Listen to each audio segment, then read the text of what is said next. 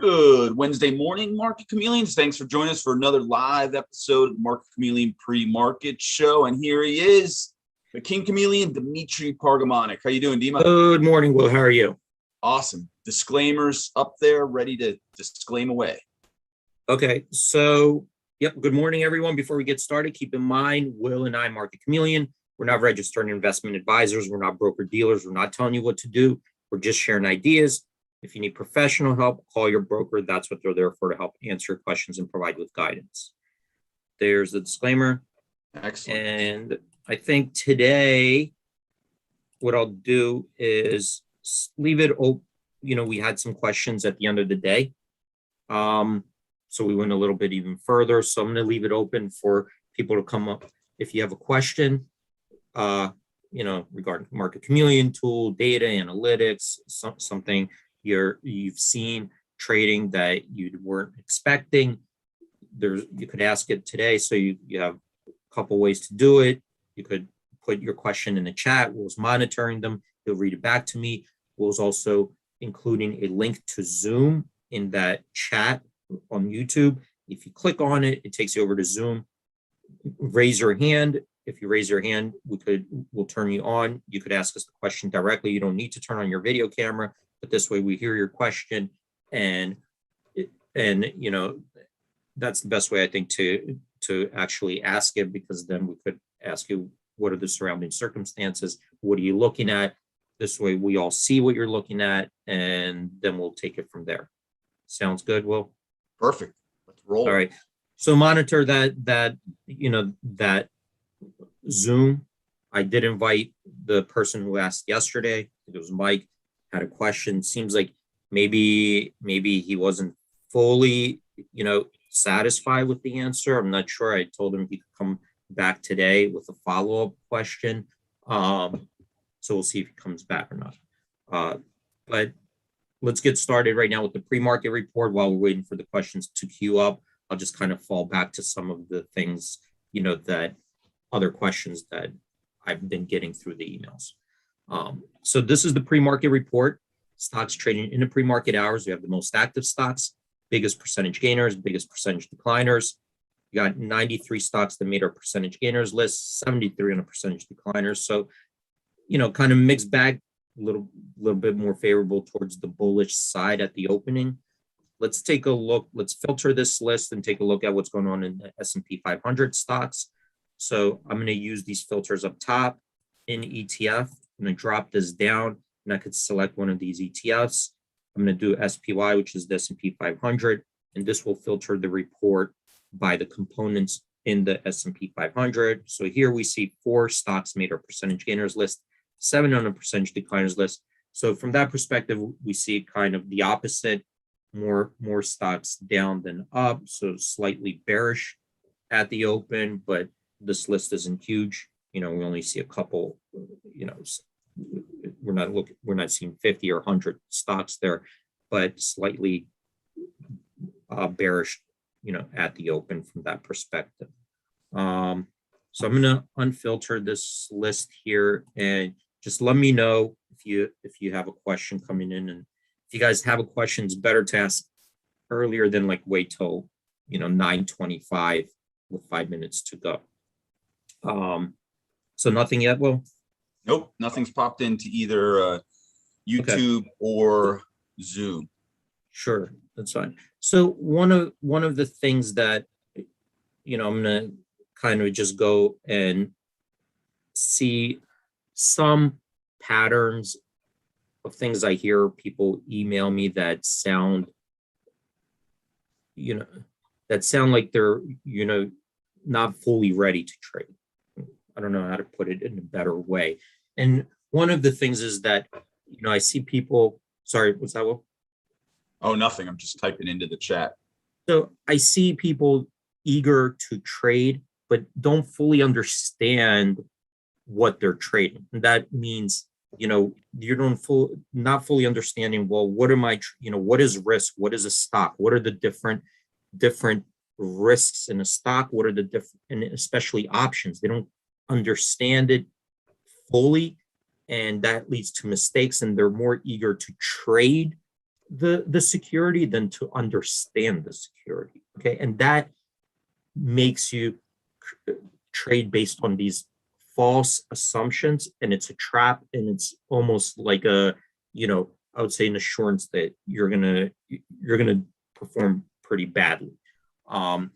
So look, I'm gonna kind of paint you a picture. And by the way, I don't see this only with, like beginners or people who've never. I've seen this with mathematicians, with PhDs, and they're very eager to trade or apply a skill that they know without fully understanding, well, what am I actually trading? So you're applying this math and not understanding, well, what are the nuances of a stock? What are nuances of the options? How do they operate? What are the rules? What are the exceptions?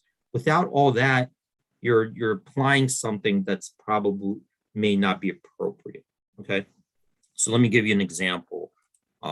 What I mean. So I painted this picture, and this is kind of what, I hear, a commonality that I hear, like, I'm trying to, what I want to do is trade. I want to have like this perfect win rate. I want to have this perfect strategy. I want to be, right all the time. And, I think like somebody said, I'm going to work on something foolproof. So this is what ends up happening. What they want to do is strategize, right? This is the thing that they start focusing on, right? They try to create a strategy that always wins, right? Always wins. They don't want to lose, or they always want to win. And this is based this is based on false assumptions. That this could be done. And here's kind of what I mean. I'm going to give you a simple example. I don't know why it's underlining all these. I'm going to give you a simple example. And I think I think the reason behind it is because people don't really understand risk. They don't understand like what a risk asset is, right? And if you don't understand what a risk asset is fully, like comprehend it, you're not going to be able to trade it, right? And I would say a lot of people think they understand it, but when I ask them questions, or based on their statements, they actually don't. And let me show you this example. I'm going to give you a really simple one, right? Like really simple one. And I'm going to say, what if I gave you a coin, right? Heads.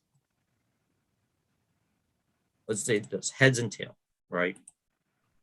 So this one is heads, and this one is tail, right?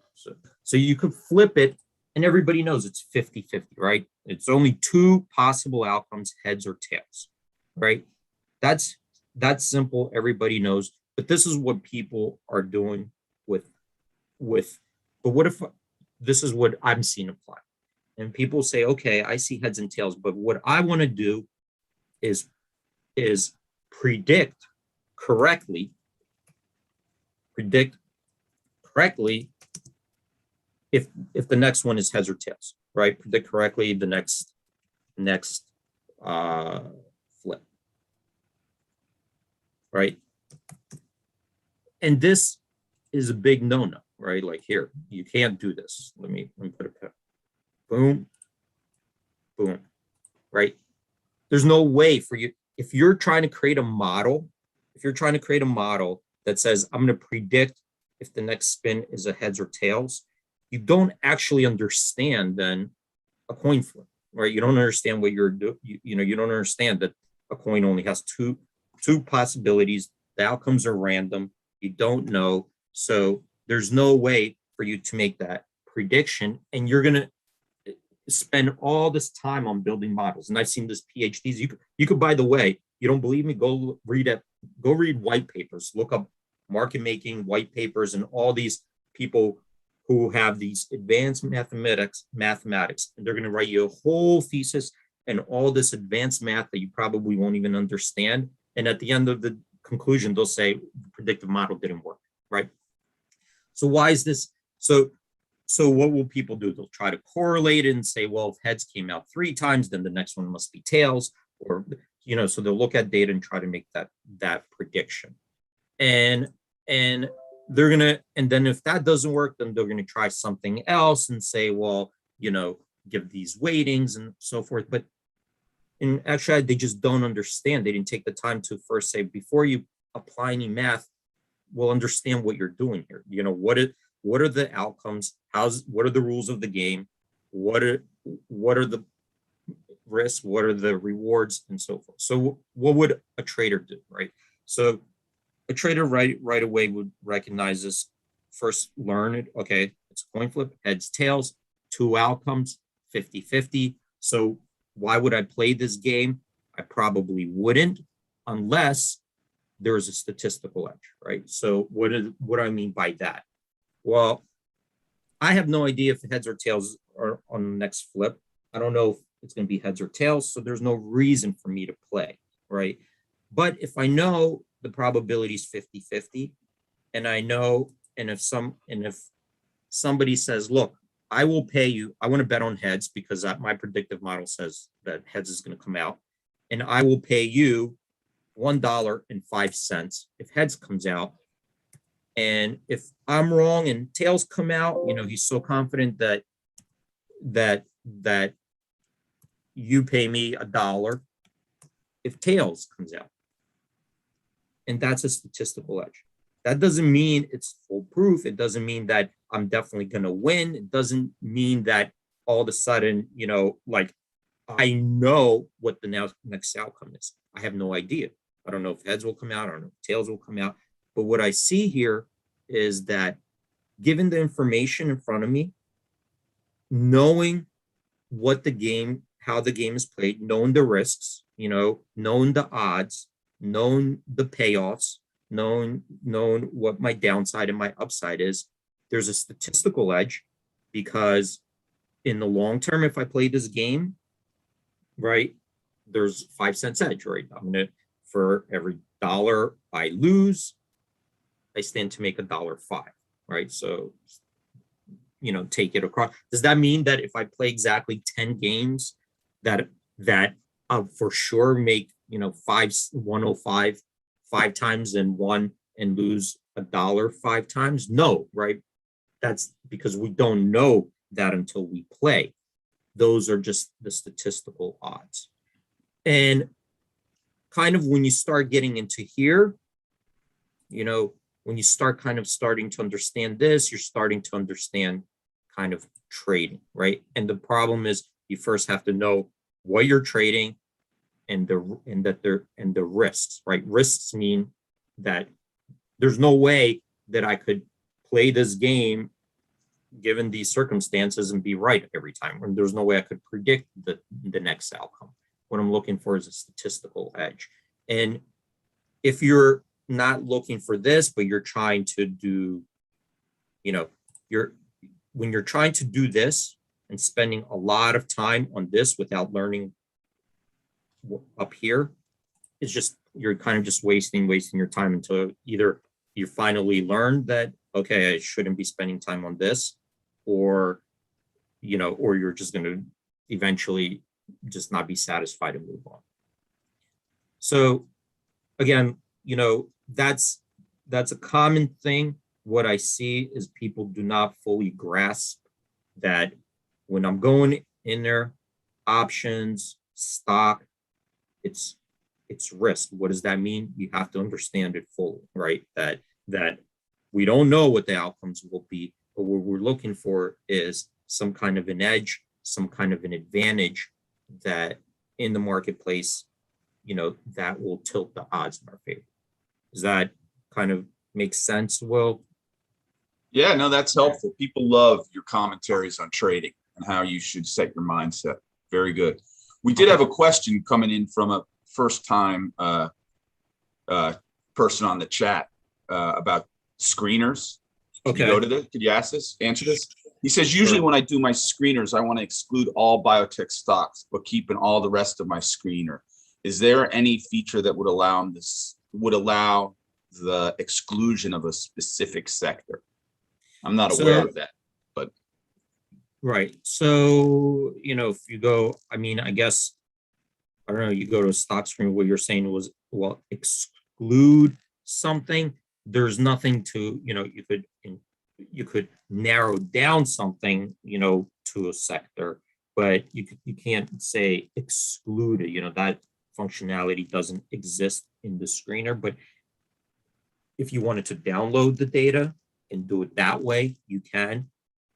So we give you flexibility by downloading the data, putting it into Excel, but there's too many there, we wouldn't be able to recreate all the Excel functions on the website, right? That's why we give you that download, because there's, even though it seems to you like, okay, just include this, include that, if we try to include every feature that people requested, we would have to recreate Excel, on the website, which would not be. And by the way, if you're doing a screen to start your research for an idea, the next thing you probably want to do is click, and I'm assuming he's aware of it, but maybe not, the tab right next to it that gives you the info sheet. So you can start, if you don't know the symbol or what it is, you probably want to know what the company does, what the stock's involved in. So, Yeah, right and, away, and it's a quick way. software. I think over here, security information, you could just see, okay, there's a biotech excluded. But again, just narrow it down. Maybe if you just go to consumer electronics or do something by your watch list. So there's lots of ways to narrow things down. You can right there, you can narrow it down by industry. So you'll know if something's in the biotech space. Yeah, the idea is to narrow something down, because just by excluding biotechs, okay, you're going to have a huge list anyway. So what are you trying to, narrow it down? You're usually trying to narrow it down to a handful, right? Potentials or candidates. So, but there's no way, yeah, like an exclusion button, we don't have that kind of functionality here. But if you want to put that into if you want to put that into Excel and exclude it, then you'll be able to do it that way.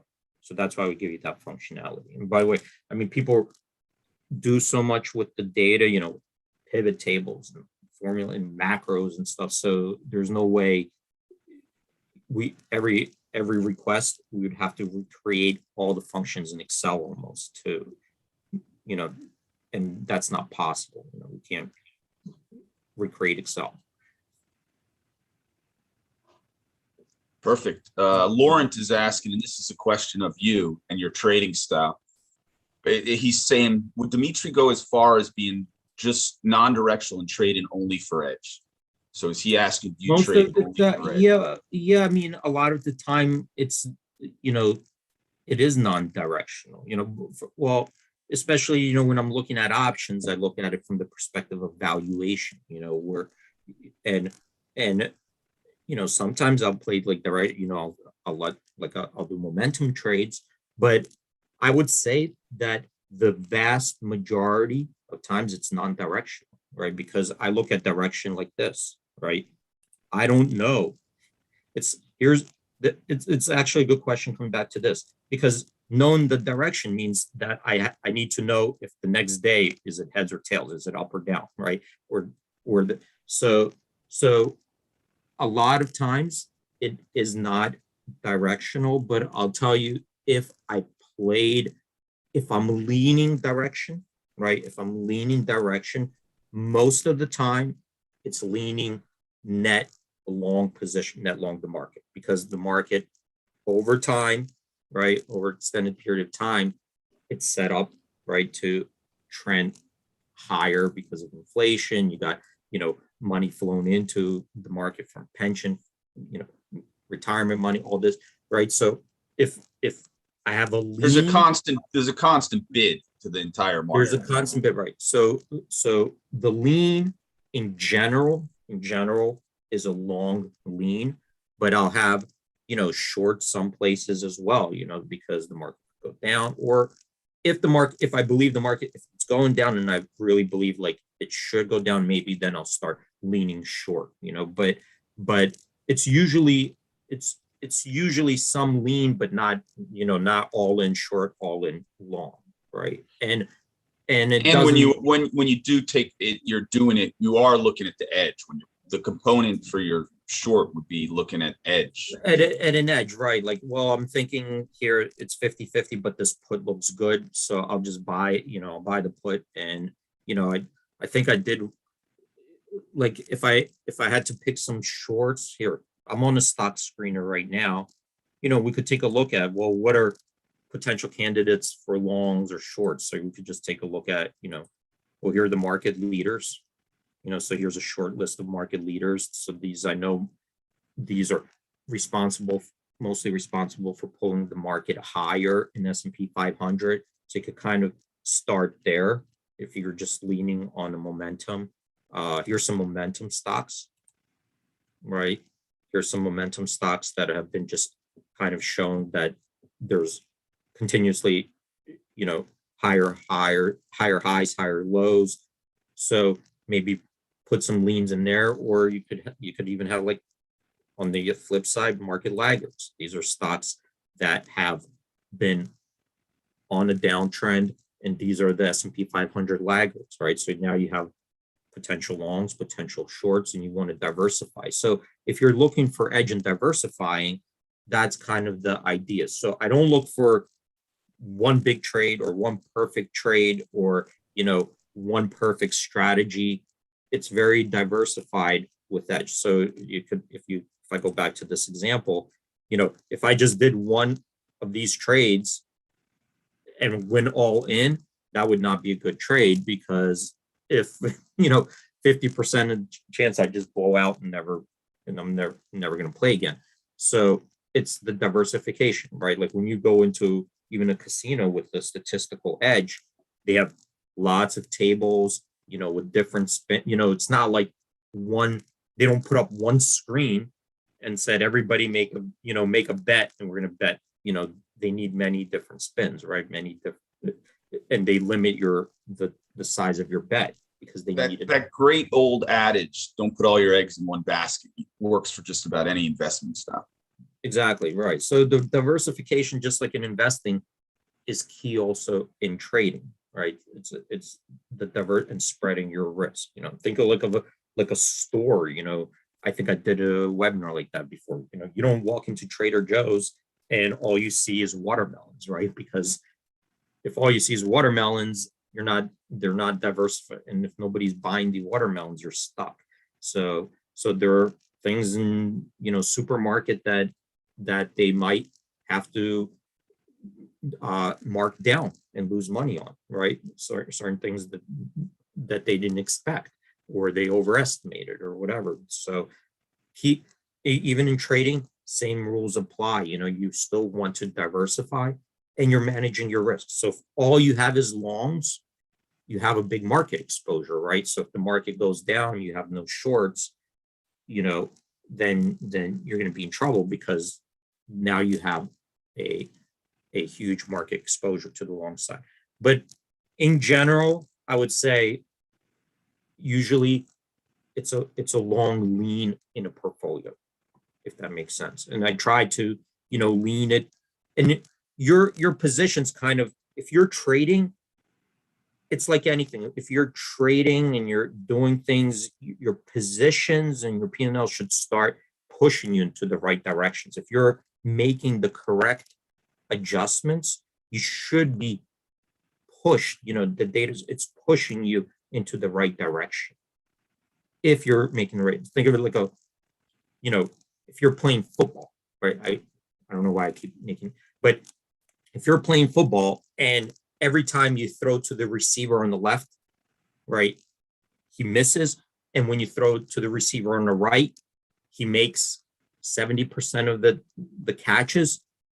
Well, as you're playing the game, you're getting pushed in the right direction to lean which way you should start to lean, right? So you're going to throw less this way, more that way. And that's kind of, the trading is reacting to information as it's coming in, and making the correct adjustments. Perfect. We only have a few minutes left. We had one question from Satosh. I don't recognize on the YouTube chat, so he may be new. And I know you've talked about this at least once every month, but he's asking about real-time quotes, and he'd like to see our stats in real time. Could you just give your real-time quote opinion and thoughts on real time? So there are real-time quotes. There's when you're looking at a trading, operation, you're going to have on the side, you're going to have your, analytics and research, right? That gives you the ability to go analyze stuff, look at historical, like set things up. And then you're going to have an execution system, which is probably going to be real time. So your real time execution system, which is your broker, right? We're not a broker. You can't execute trades here. You could go there and look at the real time and see, where the prices are. Now, and of course, I talk to exchanges about real time, getting real time, but you're not going to be able to perform the analysis that we're doing now in real time, because what is real time? It's ticks, right? So real time is many stock ticks and trading ticks, right? So like just over here, I'm going to just show you, I'm going to go to the options chain. And some of you guys have real time, probably quotes turned on through your broker, right? And you're going to see that it's limited. Sometimes it's choppy, it's hard to deliver, because really real time, if you're trading real time, if you know what you want to do in real time, you're putting a server into the NY4 database right next to the New York Stock Exchange. Your computers are calculating what it needs to calculate it, and you're a broker dealer, you have a direct pipe to the exchanges, and you're doing your execution. But let's just say here, for this to move in real time, right? Every time you see this options chain, you have implied volatility calculations, volumes updating. You click on the volume, you have different statistics on the volume, and you could see here, just to load it, right? It takes processing time. Now, what does a real-time application look like? And I know, because we're market makers, we receive the real ticks, so I see the real ticks. All these quotes, trades are coming in, maybe, in millions of ticks per second, right? Because you're talking about quotes. Every time a size change, you get a message. Every time a price changes, you get a message. Every time a trade happens, you get a message. All these come in messages. To recalculate analytics on each message is impossible. We don't have there's no computers in existence that can do that, okay, to the way you're seeing it displayed, right?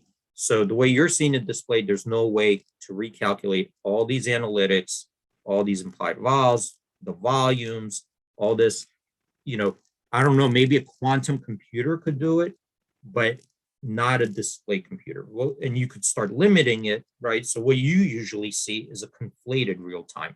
If we're really talking, it's a conflation, right? So what you're seeing is, you're not seeing every tick though conflated once a second or so forth, because your eye cannot see, ticks within a second, right? Like if I showed you the real ticks, your eye wouldn't even be able to see it.